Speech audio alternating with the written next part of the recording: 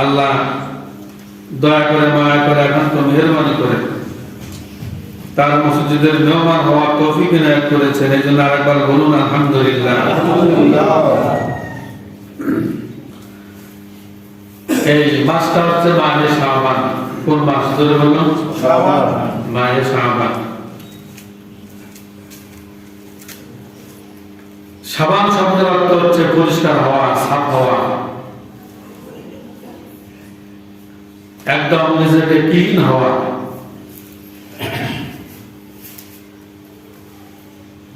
বছর ঘুরিয়ে আল্লাহ তাআলা যে মাসগুলো, যে দিনগুলো, যে সময়গুলো হলো দেন, এগুলো মুসলিম মিল্লাতের জন্য রহমত। সুবহানাল্লাহ। এগুলো কি রহমত? এই মায়ে শাবান নামক মাস দিয়ে আল্লাহ তাআলা আপনার আমার গুনাহ মাফের ব্যবস্থা করেছেন। সুবহানাল্লাহ। আল্লাহ রাব্বুল আলামিন কিছু আদেশ নিষেধ দিয়েছেন, কিছু নীতি নৈতিকতা দিয়েছেন, যেগুলো পালন করলেই, যেগুলো মানলেই আমরা সকলে আল্লাহ জান্নাতি হয়ে যাব। সুবহানাল্লাহ। আগামীকাল বলেন জোরে বলুন সুবহানাল্লাহ। এখন এই যে মাহে শাবান পেলাম, কিন্তু আপনি আমি পরিবর্তনের জন্য কোন চেষ্টা করলাম না, পরিবর্তন হলাম না। আমরা আগেও যেমন ছিলাম এখনো তাই হলো আছি, আগেও যেমন গুনাহ করেছি এখনো সেইভাবে গুনার কাজ চালিয়ে হলো যাচ্ছি। নাউজুবিল্লাহ। তাহলে আগের গুনাহ থেকে ফিরিয়ে এসে তওবা করে মাহে রমজানুল মুবারকের জন্য প্রস্তুতি নিতে হলে এই মাহে শাবানকে গুরুত্ব দিতে হবে এবং এই মাহে শাবানের আমলগুলো হুজুর সাল্লাল্লাহু আলাইহি সাল্লাম যেভাবে করেছেন ওইভাবে করা আপনাকে আমাকে চেষ্টা করতে হবে। কারণ আমি এবার আসেন, মানুষ হুইল দিয়ে, সাবান দিয়ে, জেল দিয়ে শরীর পরিষ্কার করে, কাপড় পরিষ্কার করে, করে না করে না? জাল দিয়ে মানুষ মুখ পরিষ্কার করে, এরপরে পারফিউম লাগায়, আতর লাগায়, এরপরে মানুষ উন্নত মানের সাবান দিয়ে তার মুখ, চুল, তার শরীরটা ধৌত করে। উন্নত মানের সাবান এবং উন্নত মানের পারফিউম ব্যবহার অর্থ হচ্ছে তার শরীরে যত ময়লা আছে, যত দাগ আছে, যত আবর্জনা আছে, সেগুলো থেকে নিষ্কৃতি হয়ে সে সুন্দর এবং সে স্মার্ট হতে চায়। কথা বলেন ঠিক কিনা? তাহলে দুনিয়ার সৌন্দর্য বাড়ানোর জন্য যদি পারফিউমের দরকার হয়, যদি সোনো পাউডার যদি দরকার হলো হয়, এগুলো মেয়ে লোক বেশি বেশি ব্যবহার করে। তারা বেশি ব্যবহার করবে মেয়ে মানুষ। আতর রাসূলুল্লাহ সুন্নাত আপনি ব্যবহার করবেন, কিন্তু ওই নিয়তে ব্যবহার করা যাবে না যে আতর মাখলে আমার শরীরে সেন্ট বের হবে, মানুষ আফসোস করবে, বাগাসকে একজনকে দেখবো আর বলবো দেখছিস আমার মতো আতর তোর আছে। এই নিয়তে কোনো আতর সেন্ট ব্যবহার করা কি যাবে না। কেমিক্যাল কোনো জাতীয় মানে পুরুষের জন্য চলবে না, নারী কিন্তু আলাদা পুরুষে কি। কিন্তু সৌন্দর্য বাড়ানোর জন্য মা বোনেরা, মহিলারা নিজের ঘরে অবস্থান করে তারা তাদের সৌন্দর্য বাড়াতে পারে, এতে দোষের কোনো কারণ নেই, তারা ব্যবহার করতে পারে। আসুন আমি যে কথাটি বলতেছিলাম, তাহলে দুনিয়ায় কিছুদিন ভালো থাকতে হলে, শরীরটা চাঙ্গা করতে হলে মানুষ উন্নত মানের সাবান, উন্নত মানের ব্রাশ, উন্নত মানের কি বলে আপনার শ্যাম্পু, উন্নত মানের সব কিছু ব্যবহার করে ভালো থাকার জন্য, শরীরটাকে নিষ্কৃতি করার জন্য, সুন্দর করার জন্য, শরীরটা স্মার্ট করার জন্য। তা আল্লাহ তাআলা মুমিনদেরকে মাহে এই মায়ের সাবান নামক এই মাছটা দিয়ে আল্লাহ তাআলা আপনাকে আমাকেও জান্নাতি করতে চান, স্মার্ট করতে চান। সুবহানাল্লাহ। তাহলে আমি যে জান্নাতি হব, স্মার্ট হব, রাসূলুল্লাহ আদর্শ, রাসূলুল্লাহ সুন্নাহ জোরে বলুন তো মানব দরকার আছে না ভাই? আছে আছে। এখন এই মায়ের সাবানে আমরা বেশি বেশি নফল ইবাদত করার চেষ্টা করব। কি করব জোরে বলুন? বেশি বেশি নফল ইবাদত করার জন্য চেষ্টা করব। আমি লক্ষ্য করে দেখি বর্তমান আসরের আর সুন্নত নাই, শেষ, বিদায় নিয়ে চলে গিয়েছে। আসরের সুন্নত এখন মানুষ আর পড়ে না, এটা ভদ্র একটা স্টাইল হয়েছে, না পড়লেই ভালো, কথা বলেন না, ঠিক কি না? না পড়লে কি ওরা মনে মনে ভাবে যে না পড়লেই মনে হয় আসরের সুন্নত হলো ভালো। জোহরের সুন্নতের পর যে 2 রাকাত নফল আছে, ফরজ 4 রাকাত, এরপর আপনার সুন্নত 4 রাকাত, 2 রাকাত, এরপর নফল 4 রাকাত, 2 রাকাত।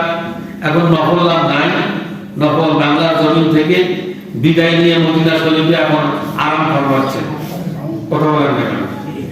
নফল মানুষ করতেই চায় না। এই জাতির কল্যাণ কোনোদিন ভালো হবে না।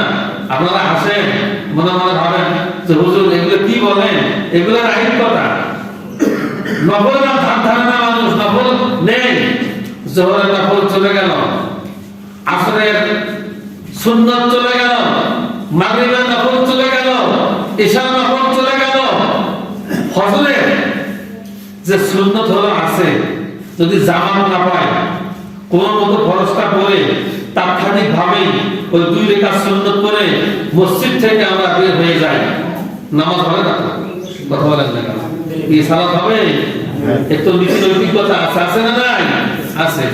তাহলে জোহরের সুন্নাত জোহরের নফল বিদায় হলো, আমরা মনে মনে খুব দাম্ভিকতার সহিত মনে মনে ভাবি যে হুজুর আল্লাহকে পাবো না কেন? 5 ওয়াক্ত নামাজ, অথচ যারা আল্লাহর ওলি হয়েছে, যারা বড় বড় মুহাদ্দিস মুফাসসির হয়েছে, যারা বড় বড় নাম যশ খ্যাতি বিখ্যাত মনীষী এবং হযরত উলামায়ে কিরাম যারা হয়েছে, তারা সবগুলো ফরজ ইবাদতের পরে নফল ইবাদত করে তারা আল্লাহর সান্নিধ্য লাভ করেছে। সুবহানাল্লাহ। আপনি নফল বাদ দিবেন কেন? এই যে জুমার দিনে শুধু আমার এখানকার মানে এই অবস্থা নয়, আমরা হাফেজ মানুষ, আমাদের 1 রাকাত হইতে ওর 3 রাকাত বিতের নামাজ থেকে কেমনে হয় আমার বুঝে আসে না, কথা বলেন না কেন? আমাদের থেকে কি আমাদের মুখ খুব পাতলা, কথা বলেন না কেন? খুব পাতলা। আলহামদুলিল্লাহ আমি তো এখনো কোরআন শরীফের যে কোনো পারা 12 মিনিটে হাতে শেষ করতে পারি, মাত্র 12 মিনিট। একটা পারা আল্লাহর কাছে রহমত, এখন আমার 12 মিনিটে আমি কমপ্লিট করতে হতে পারি। তাহলে 12 মিনিটে যদি আমার একটা পারা যদি আমি কমপ্লিট করতে পারি, এটা কিন্তু আপনাদেরকে বাবা পাওয়ার জন্য আমি বলছি না, বরং বুঝাচ্ছি যে আমার মতো একজন হাফেজের যদি 12 মিনিট যদি একটা পারা তেলাওয়াত করতে যদি হলো সময় যদি লাগে মাত্র 12 মিনিট, তার নামাজ তো আরো আমার মানে গতিতে চলার দরকার, কথা বলেন না কেন? ঠিক না? তাহলে আমার 1 রাকাত নামাজ হতে কোনো কোনো মুসল্লির ভিতরে শেষ, সুন্নত হলো শেষ, শেষে সূরা ইখলাস পড়িও মুসল্লিদের সঙ্গে পারা হলো যায় না। আপনাদের এত মুখ চলে কেমনে? আসলে আয়াতের যে আপনারা কত নাম্বার 12টা বাজান, আয়াত মনে হয় মনে মনে বলে যে আল্লাহ এটা তো হিদায়াত দান করে, তো আমাকে তেলাওয়াত করতে জানে না, তেলাওয়াত করতেই পারে না, কথা বলেন না কেন? কাজ লাগা। তাহলে নফল ইবাদতের মধ্যে জোহরের নফল চলে গেল, আসরের সুন্নাত চলে গেল, মাগরিবের নফল চলে গেল, ইশার নফল চলে গেল। আমরা কোর্স করতেছি না যে আসলে আমরা এই নফলগুলো দিয়ে আমরা যে সময়গুলো আমরা পার হলো করেছি, এই নফল ইবাদতগুলো যদি আমরা করতাম, আমরা তো আল্লাহ আরো প্রিয় বান্দায় পরিণত হতাম। সুবহানাল্লাহ। এরপর আসে জুমার সালাত। জুমার নামাজ কত রাকাত? 22 রাকাত না? তো আপনারা মনে হয় কয়জনে জানেন? বলেন তো জুমার নামাজ কয় রাকাত? 22 রাকাত। তাহলে এই মোট জুমার সালাত 22 রাকাত।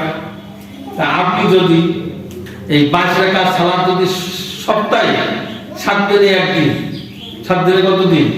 7 দিনে একদিন, 7 দিনে একদিন যদি আপনি এই জুমার সালাত ভালোভাবে আদায় যদি করতে না যদি হলে পারেন, আপনার শরীরে যদি আগুন লাগে, কতক্ষণে মসজিদ থেকে বের হয়ে যায় আমরা প্রতিযোগিতা করি। কথা বলেন না কেন? কার কখন শেষ হবে আমরা প্রতিযোগিতা করে মসজিদ থেকে বের হলো হয়। এটা কিন্তু ঠিক না, এটা তো শরীয়তের বড় খেলা। আপনি তো নিজেও যাচ্ছেন, ছোট ছোট বাচ্চাগুলো নিয়ে হয়ে যাচ্ছে, এবং আপনি আপনার ডাইরেক্ট আমার সামনে পেছনে যারা আমার আছে এদের আপনি ইবাদতের ব্যাঘাত ঘটাচ্ছেন, তাদের মানসিকতা আপনি নষ্ট করে দিয়ে হলো চলে হলো কেন? তাহলে আপনার এটা গুনাহ হবে না? কথা বলেন না কেন? কি গুনাহ হবে না? হবে না? সালাম ফেরানোর পরে যারা উঠে উঠে হলো চলে হলো যান, এই কাজগুলো আমি একজন ইমাম হিসাবে অনুরোধ হলো করবো, এই কাজগুলো করবেন না। নামাজ এসেছেন কয়টা মিনিট? 10টা মিনিট, একটু সময় বেশি লাগবে। সুন্নাতটা নফলটা আপনি পুরো বিদায় নিয়ে চলে যাবেন। আল্লাহ তৌফিক দান করুক না, আমিন। সময় কম, তাহলে আমরা পেয়েছি মাহে শাবান, নফল ইবাদত বেশি বেশি করে করব। তাহলে যোহরের সুন্নাত ঠিক রাখবো, আসরের সুন্নাত ঠিক রাখবো, মাগরিবের নফল ঠিক রাখবো, ইশার নফল ঠিক রাখবো, ফজরের সুন্নাত ঠিক হলো রাখবো। এগুলো সবগুলোই ঠিক হলো রেখে মাহে শাবানে আমরা ইনশাআল্লাহ যে সময়টুকু হলো পাবো, নফল রোজা, নফল ইবাদত, দান সদকা, আল্লাহর রাস্তায় বেশি বেশি করে আমরা আল্লাহর প্রিয়জনে পরিণত হব। আল্লাহ তৌফিক দান করুক, আমিন। এবার কাল লাগায় আমি যে আয়াত কারিমা আপনাদের সামনে তেলাওয়াত করেছিলাম সূরা লোকমান। কোন সূরা? সূরা লোকমান। এই সূরা লোকমানের 17 নম্বর আয়াত কারিমা আমি আপনাদের সামনে তেলাওয়াত করেছিলাম। এখন এই লোকমান সম্পর্কে আল্লাহ তাআলা কি হলো বলেছেন। লোকমান কিন্তু কোন নবীও না, রাসূলও না। সাল্লাল্লাহু আলাইহি ওয়াসাল্লাম। লোকমান নবীও না, কি রাসূলও না, কিন্তু তার কথাগুলো, তার সঙ্গে ঈমানের যেটা আল্লাহর সম্পর্ক এতটা অন্তরে গেঁথে গিয়েছিল, আল্লাহ খুশি হয়ে তার নাম কোরআনে দিয়েছেন। সুবহানাল্লাহ। এই লোকমান তিনি তার সন্তানকে উপদেশ দিচ্ছেন, আর আল্লাহ সেটাকে রেকর্ড করে গোটা বিশ্ববাসীর জন্য হিদায়াত রূপে রেকর্ড করে কোরআনে এনেছেন। সুবহানাল্লাহ।